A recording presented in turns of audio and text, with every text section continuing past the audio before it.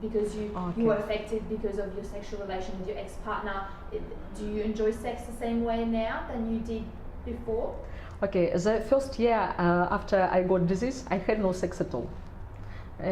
Maybe it's because my partner wasn't in a very good condition. Maybe I have some prejudice about having sex, and then we stopped our relationship with a partner, and I started to think about having sex with other men.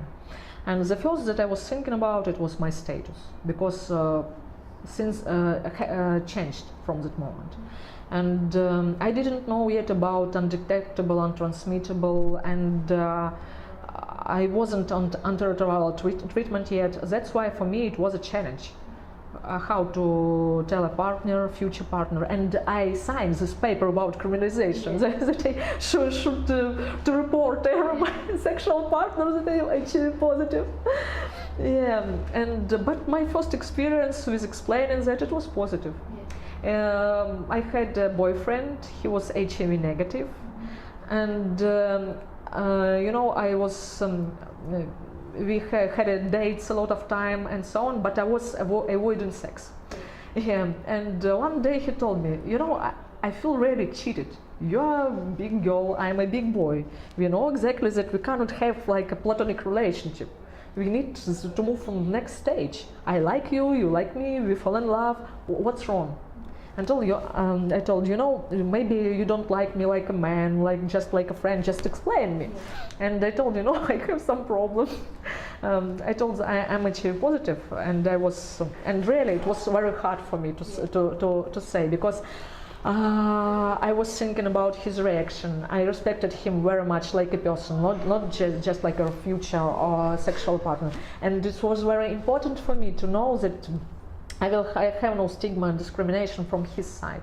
And I wasn't pretty sure in that really, because I was very lucky, but before him, every person that I knew, every my friends, my relatives who started to know about my status, I was disclosing.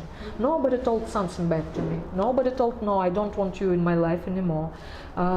Just one time I have this from my supervisor, but the next day he called and he told me, you know, maybe you should resign.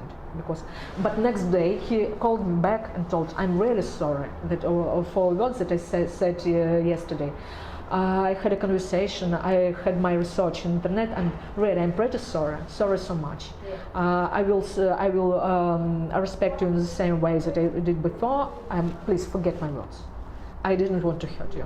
And you know, it was maybe the most important thing for me. Not just exception from people, but this stuff, when person tell no and then change opinion. I could see one side and I could see other side, how it could be changed.